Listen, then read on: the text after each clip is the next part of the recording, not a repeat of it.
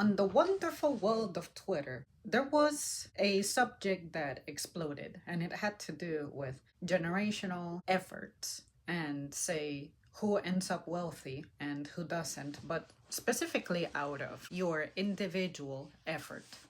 There was this young guy who posted something about the voting intention in Great Britain in individuals ages 18 to 24. It's pretty much a poll of which candidacy they're going to go for. So, Green, Labour, Lib Dems, Reform, Tories, or other. He says, in response to that, another reason young people are so left wing is that every right winger infantilizes them and calls them stupid at literally every opportunity presented, such as this poll. If their policies weren't enough proof they hate the young, their total contempt for them certainly is. And I was attempting to find further info on that, but that seems to be his original post that snowballed this entire conversation. The post with the poll, all it says is another Gen Z are ditching the left. That's all he wrote. So I'm only picking up on the area where people began to talk about how young people fare versus older generations when they were young people's age. There was a person who replied with, "It's because you don't understand politics. Explain why, as people get older, they vote conservative. Because parties like the Greens are fucking liars." And in my personal opinion, I can tell you that I think the reason older people tend to be conservative is because they are less willing and open to change. That is the meaning of conservative, that you conserve things. If an old person has already hit old age, the last thing they want to see is change, because that would essentially nullify their entire work experience, their entire achievements would be put at risk if those things change, because as they worked during their better, younger years, they were preparing for the future that they have now. But if the present, which is their past's future, changes, it threatens the very foundation they built everything on.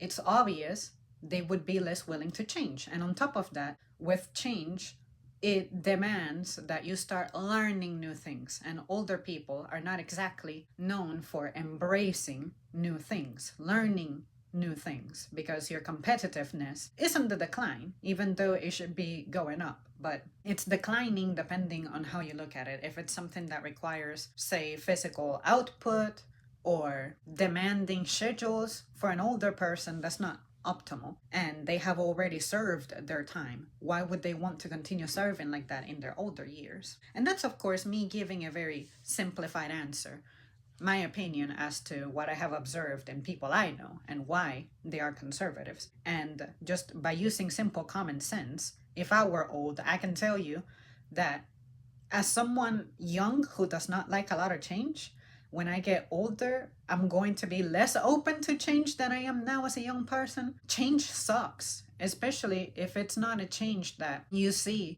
genuine benefit from.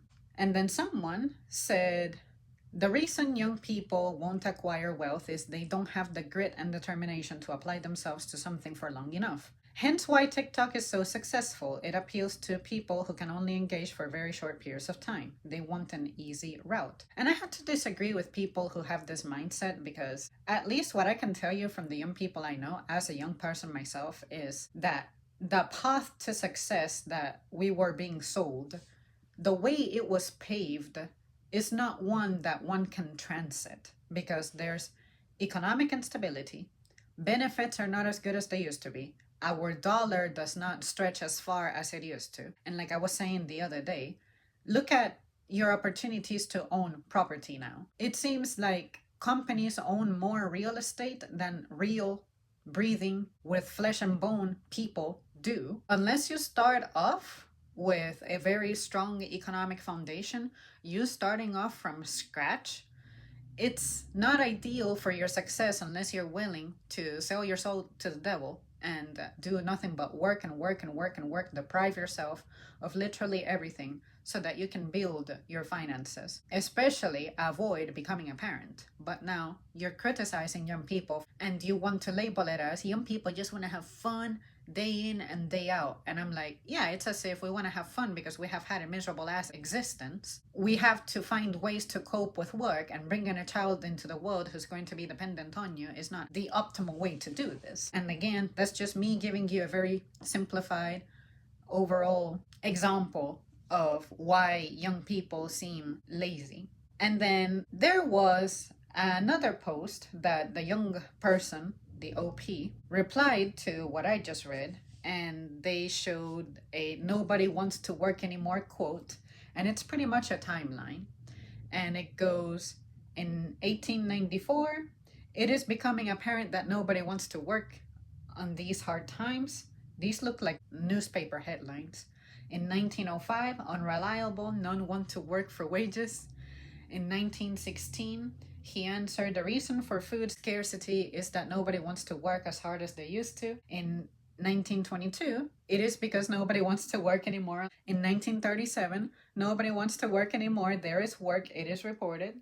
For it gets cut off, but maybe 15 cents an hour, which back then in 1940, trouble is everybody is on relief or a pension. Nobody wants to work anymore. 1952, everybody was getting too darned lazy and nobody wants to work anymore. That's the truth if I ever heard it. And basically, so on and so forth. 2014, what happened to the work ethic in America? Nobody wants to work anymore. It has not always been that way. When I first started to work as a teenager, I saw people work hard. And this is despite previous decades evidencing to the contrary. So I can tell you, as a worker myself, that I have heard some of my colleagues say that nobody wants to work anymore. And I have caught myself making those kinds of insinuations, but it's more because I'm frustrated by the lack of initiative, the lack of curiosity, the lack of desire for growth that I witness in some new people on the workforce. I have asked the question, though, to people whose wisdom I trust. I'm like, would you say that young people truly are lazy, or do you think they have not had the discipline that a job demands forced because they were neglected children? Because their parents had to be away, work two jobs, or maybe they were raised by the single parent. I can tell you that affected me. My mom, she was an amazing provider, but at some point my school started writing letters to her because my teachers were observing that I was presenting the symptoms of depression, and they were like, we never see you in open house. You signed the progress reports, sure, but because Zam is such a good student, we don't feel the need to reach out to you with concerns about her student performance because she has good grades. Therefore, we don't have the need to contact a parent. She doesn't have any behavioral issues and all that. But I was a functional, neglected kid.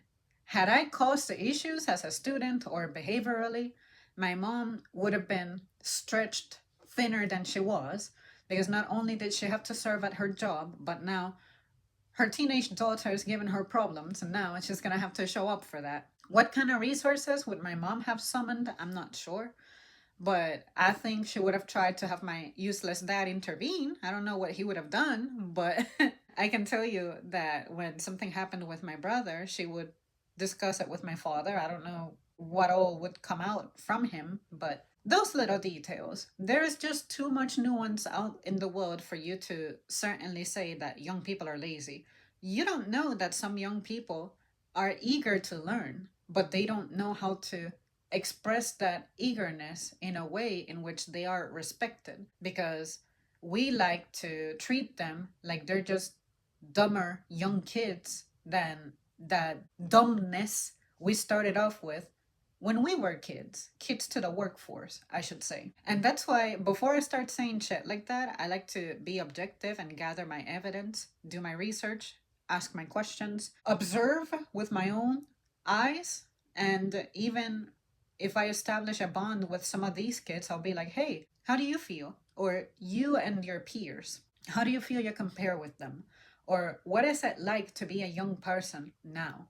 Everybody's different. And to some old people, I ask them, what is it like to be this age now? Because I can tell you that you and your peers' behaviors do not resemble the behaviors I remember seeing in some people. I'll never forget some 50-year-olds who I know now.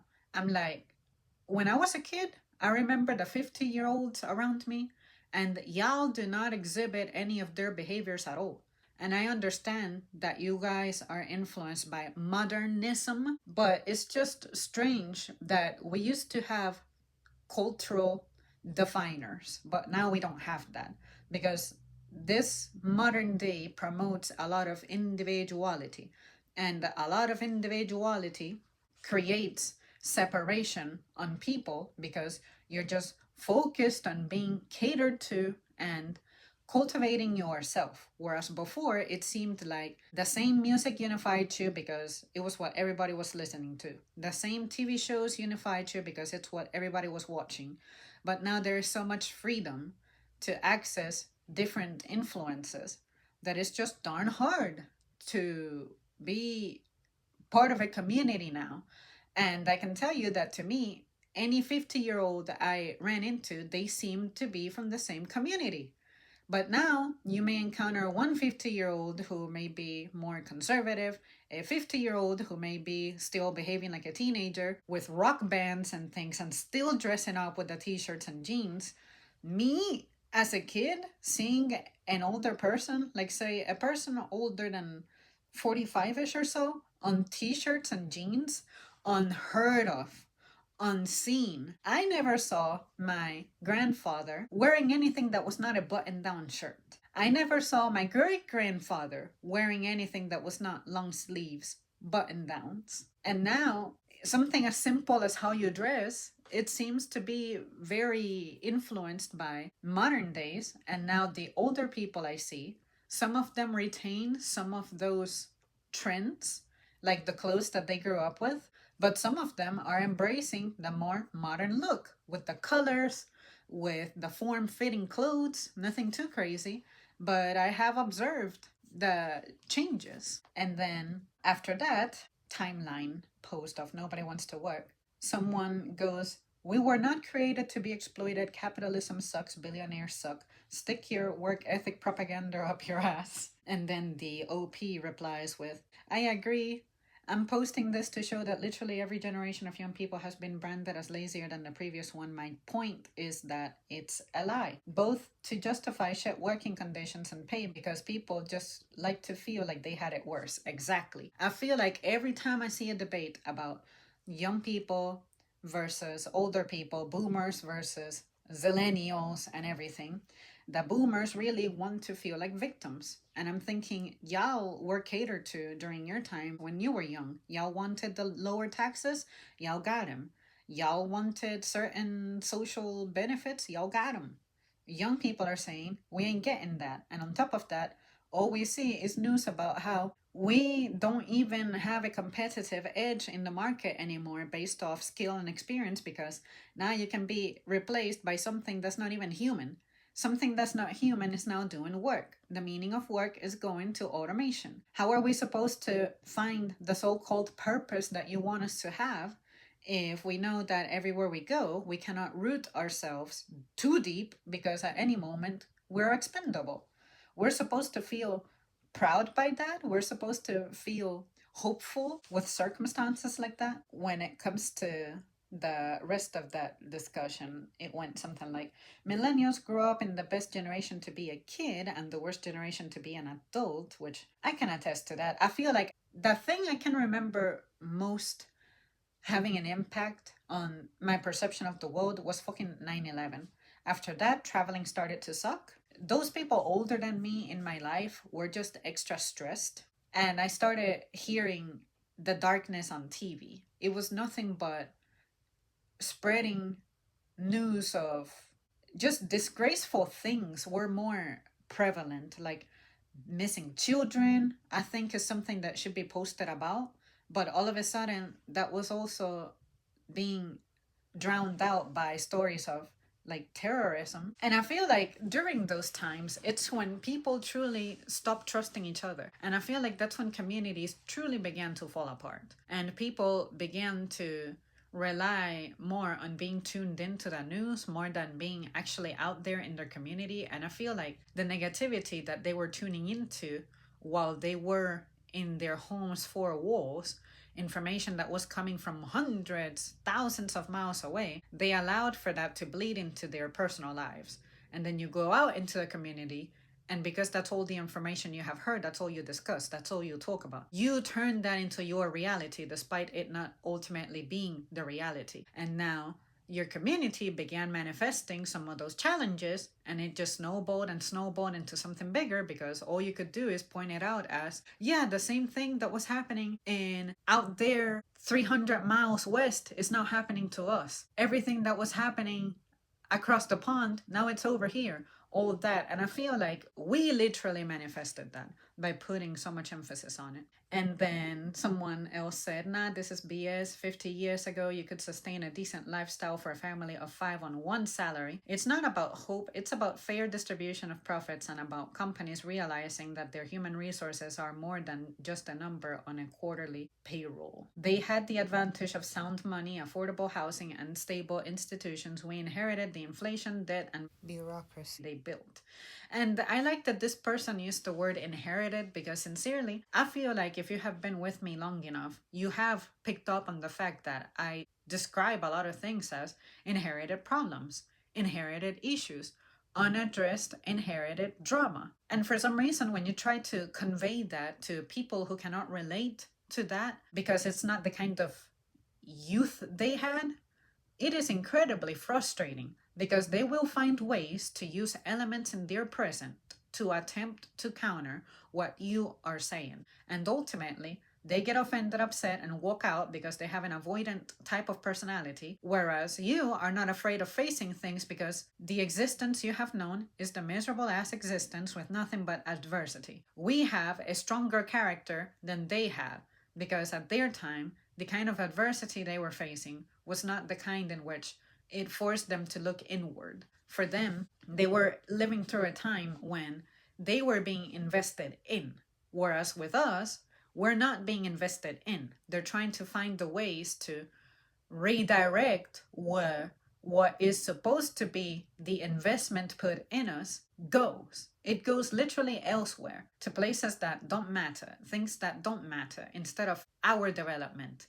And then they wonder why we struggle with our mental, emotional state, our physical state, and all that. And it's really not difficult to understand and grasp if you actually do the legwork of sitting down and objectively, actively listening to someone, as opposed to using the memories from your past and believing that that world that you grew up in still exists. If you can stop doing that and you accept the reality of the things that young people have to say and you don't underestimate them, maybe you would have a better time with them, as opposed to these polarizing conversations that we keep witnessing day after day. And then another person says, we're burnt out because we're reaching our parents' age when they birthed us and saw how they could afford a home, a car, and children, and we're not even close to achieving those goals, and especially not healthily. Stop withholding and give us our money back, and problem solved. And I have to agree, if the amount I get withheld I could actually pocket, I would be doing pretty darn amazing. And this is as a part-timer. Imagine full-timers making pretty much double what they make. This is about civilizational exhaustion. Every layer of the system, economic, cultural, psychological, is nearing the end of its current operating model. Older generations lived in an expanding universe. There was slack in the system, cheap energy, cheap credit, demographic growth, industrial leverage. You could make mistakes and still rise. Progress was cumulative. Now the universe is contracting, every domain is saturated, information, capital, attention, identity, the frontier closed, but the software of civilization kept telling everyone infinite growth was still possible. So the young internalized the contradiction. They were raised to chase a ladder that no longer exists. They aren't weak, they are reacting to a signal collapse. The feedback loops that made hard work meaningful, rising wages, ownership, communal recognition, have decayed.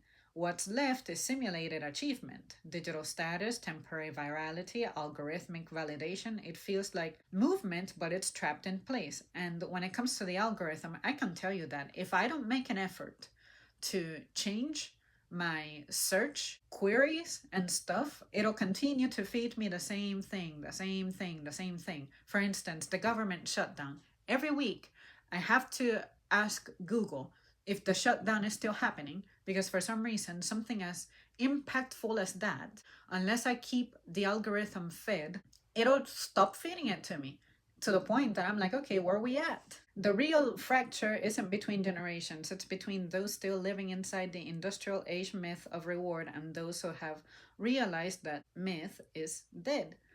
When the recognition hits en masse, the old economic and political frameworks will lose legitimacy almost overnight. And that's what's happening to me. I was raised with that premise of work ethic, but I grew up and I keep telling you guys that I don't see it. So, when you strip away all moral narratives, this is really a story about a system that's burned through its future and is now asking its youngest members to power it on fumes. They're refusing, consciously or not. That refusal looks like burnout, apathy, rebellion, sometimes despair, but beneath it is the first stirring of post collapse adaptation.